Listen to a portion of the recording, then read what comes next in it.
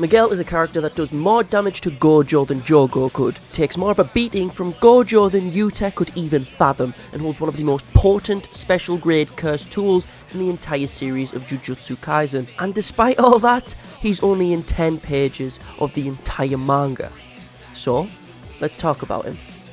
Firstly, who is Miguel? Miguel is a member of Suguru Geto's family, which, let's be honest, has some of the most lackluster characters in the entire series in it. Chances are the only members you've heard of are Mimiko and Nanako. Granted, there's not much of them left to remember, but besides them, the only other member of note is Miguel. I mean, Kusakabe sees what's left of Geto's family in Shibuya and says they're significantly weaker than him, meaning they're all below grade 1 sorcerers, and personally, I kinda see them as the JJK equivalent of the Fullbringers in Bleach. Just kind of a ragtag group of weak characters that have like 1 or 2 standout that are busted strong. In Bleach's case, it's Ginjo and Tsukishima, who are way stronger than the rest, and in Jujutsu Kaisen's case, the strongest members are Geto himself and Miguel. Miguel is one of the few cases of a sorcerer from outside of Japan. More specifically, he is from Africa, and to be even more specific than that, he is from Kenya. He is from a clan of sorcerers in Africa that crafted one of the most powerful curse tools in the entire series, but we can talk about that a little bit later when we discuss how strong he is. But keep in mind that in regards to JJK power scaling and stuff, Miguel is more of an outlier character than Kusakabe, which is something to behold, okay? His design. Miguel's fit is questionable, I won't lie. The bright white puffy beret with the white top and sunglasses indoors, pretty questionable attire, I won't lie. But the rest of his design is kind of, you know, whatever. He's got hoop earrings, some black trousers and red shoes. Not really much to them, to be honest. However, there is this one random panel from chapter 33, around the time of the Goodwill event. He shows up on the cover page with Yuta in Africa. He shows up and we get to see him wearing this hoodie, and it looks pretty tight. Not much to say about that. However, when talking about Miguel's design, there is one very important distinction to make. His design from the anime and his design from the manga. They have some slight differences. 2 that I could pick up on anyway.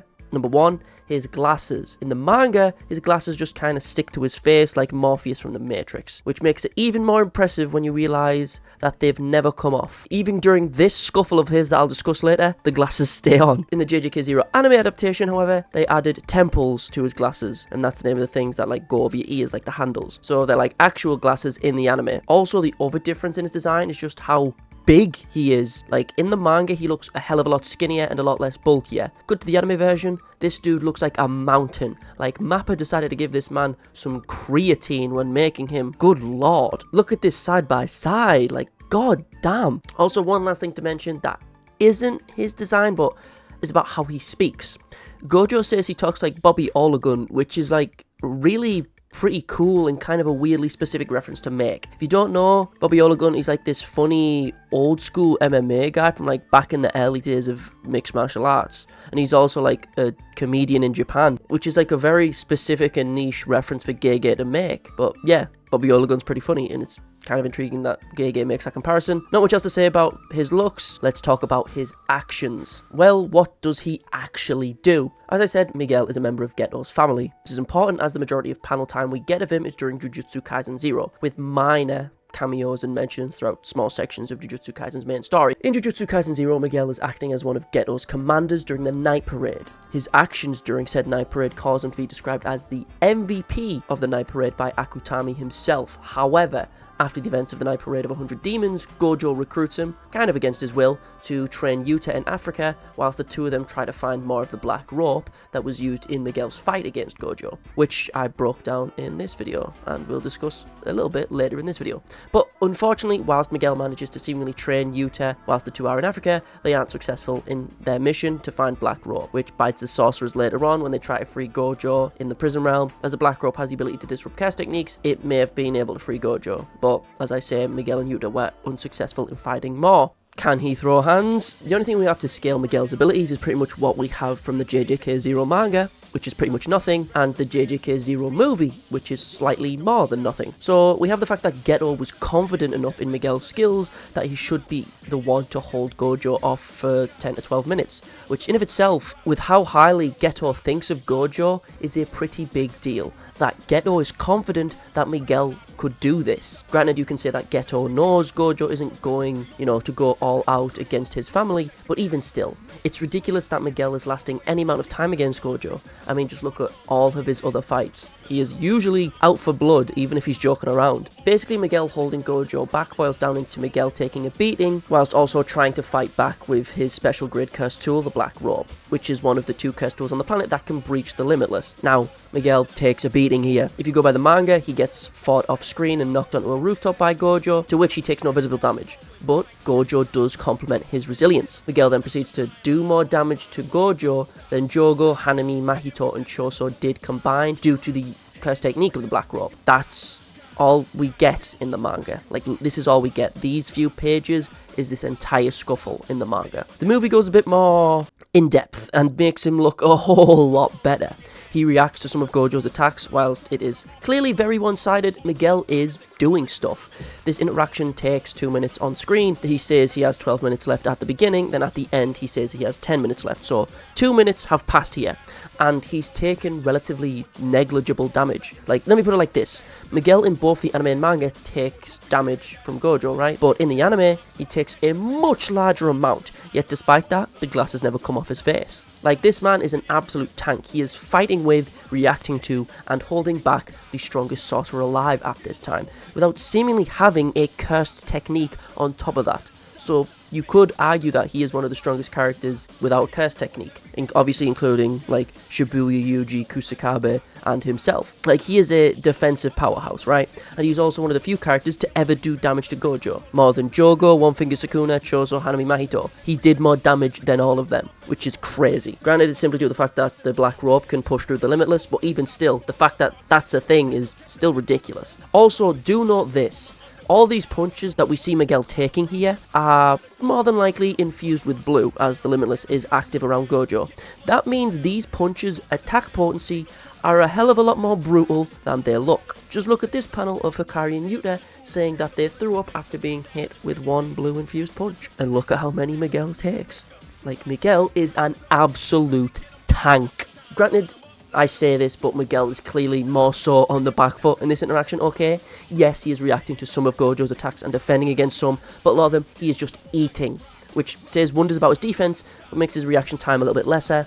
His attack potency is also incredibly questionable, as whilst he does have the Black Robe, which negates the Limitless, it doesn't do any major damage. It does a slight burn on Gojo's hand. And if this fight took place after JJK 0, he would immediately heal it with RCT. A good comparison for strength with Miguel is Kusakabe. Granted, I know this is a video about Miguel and I've talked about Kusakabe a lot on it, but I'm a Kusakabe stan. What do you expect? A good comparison for strength with Miguel is Kusakabe, in the sense that they're both just these insane walls of defense. Kusakabe blocking Uzumaki, even with a simple domain, that's a huge feat, and Miguel is just eating these blue-infused hits from Gojo, to the point that Gojo complements Miguel, similar to Kenjaku complementing Kusakabe. These two are also similar in the fact that their attack potency is kind of whack.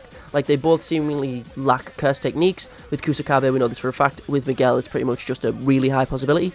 So they're both these tanks with 1 attack and 100 defense, with pretty decent reaction times. The last thing to mention regarding Miguel's strength is that Miguel was viewed by Gojo as someone being strong enough to recruit. So that's why after the night parade, Yuta and Miguel go to Africa. 1, to look for more Black Robe, but 2, so that Miguel can train Yuta. Miguel impressed Gojo so much that he felt he was capable of making Yuta Okkotsu stronger, which is a pretty big deal. Now, some other people's thoughts. As there isn't really much to say regarding Miguel, as I said, he's in like 10 pages. I asked a couple of people their thoughts on Miguel, but I played a little game with them. Miguel is talked about so little in the Jujutsu Kaisen fandom and community. I tried to get them to guess what the video was about by giving them clues, and it took a while for anyone to get it, but yeah, here's a couple of people's thoughts. Orion. What's a character that barely shows up in the series, does something amazing, and then kind of just disappears into the background for the rest of the entire series? I've got 2 guesses. I've got a meme guess and I've got a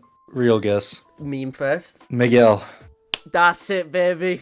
No shot. So, yeah, I ask you, what are your thoughts on Miguel? Honestly, I respect Miguel. Of all the characters that have fought Gojo in the series, what is the timing? Like 15 minutes that he holds off? Like a bunch of damage from Gojo. Gojo says he's like sturdy. And think about any other character Gojo's fought. Yeah, it's hard to say. I wonder if Gojo ever intended to actually kill any of Geto's goons. I doubt it, which is probably why he even lasted as long as he did. But it's just funny to see, like, imagine that he actually was running the 1v1 against Gojo and not getting bodied. I like him. I think he's fine. It's just, I wish he'd show up more, because he has, like, kind of an important role, but also not really. Yuta goes to Africa.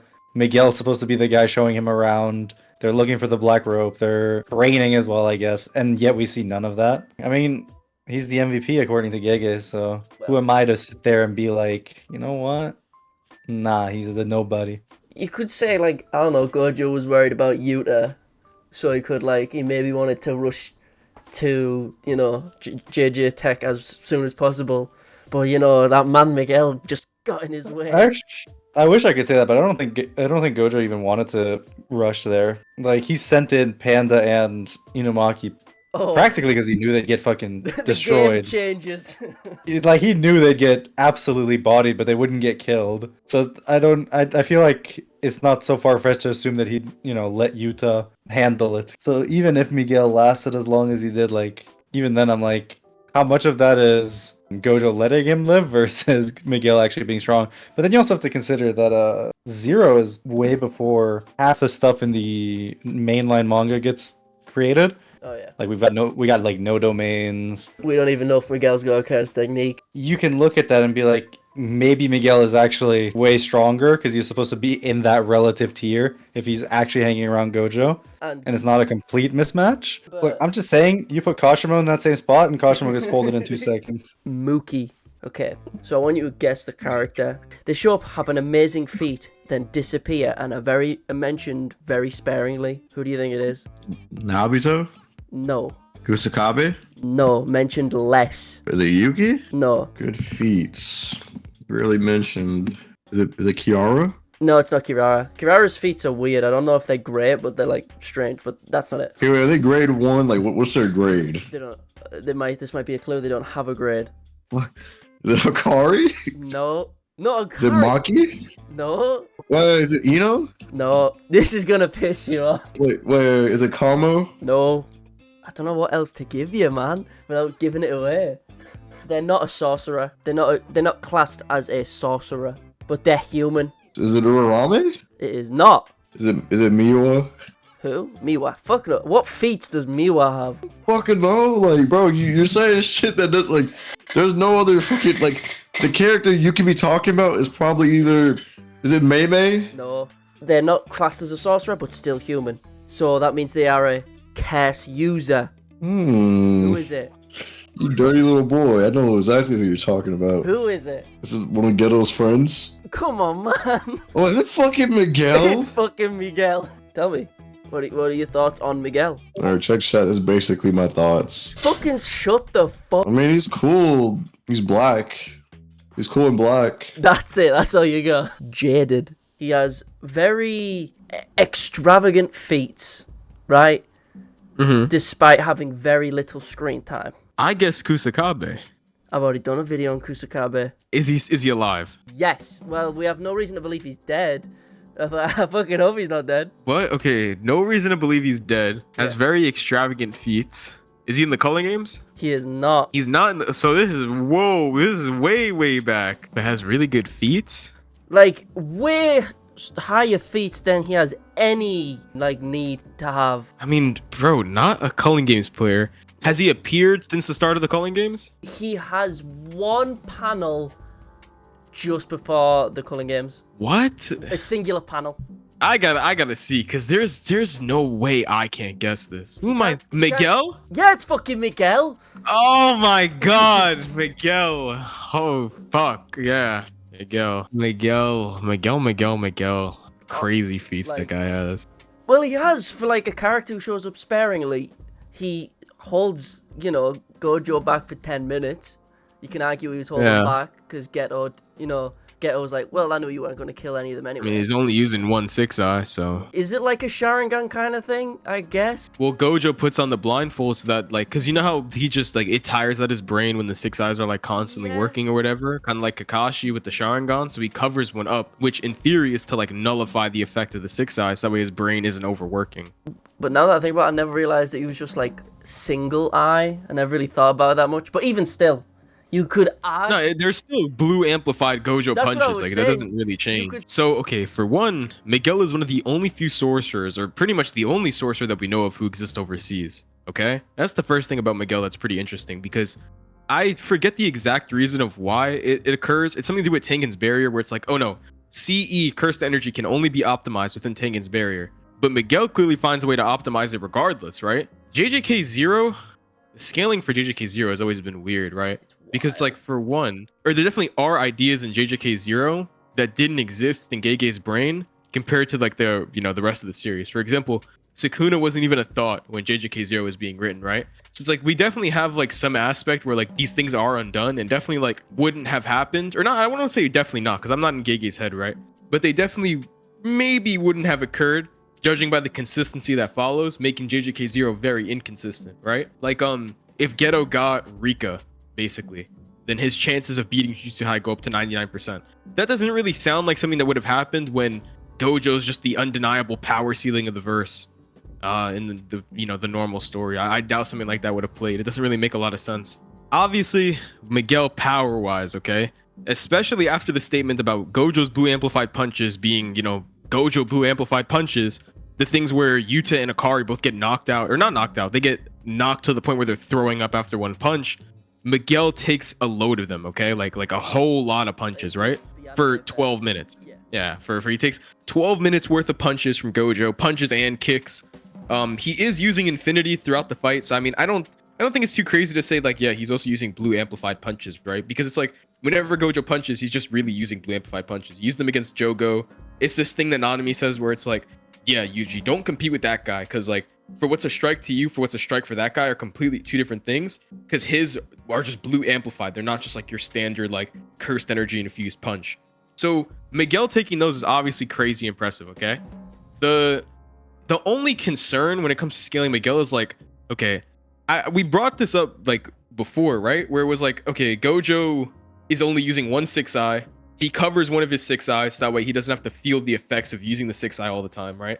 Which probably dulls the effect of using the 6-eye. You know what I mean? Because I mean, what else would be the point? In conclusion, Miguel as a character suffers a similar but worse fate than Suguru Geto, which is pretty apt, where they are both introduced so early on in the series that the power system isn't fleshed out enough for them, and they aren't given enough time after their introduction for them to have a fully realised power set, at least relative to the rest of the cast's power. I make the comparison to Geto due to the fact that if JJK's power system was realised before Jujutsu Kaisen 0 was released, Geto would probably have, I don't know, a domain expansion or RCT or something else to make him special grade besides his curse technique. But since they weren't really completed full concepts yet, he doesn't. Miguel is someone who Gege, despite his lack of appearances, is someone he cared enough about to be mentioned post JJK 0, despite him not really showing up, as well as being someone Gege described as the MVP of the Night Parade. He is someone that suffers from not really having a place. He is a character that Gege may have had plans for, but was pretty much written out of relevance due to Hana and Angel taking the spot that he should have had, in my opinion. But overall, Miguel is genuinely in like my top 5 characters in the entire series, which granted is a bit of a weird pick, but hey, he still ain't Kusakabe.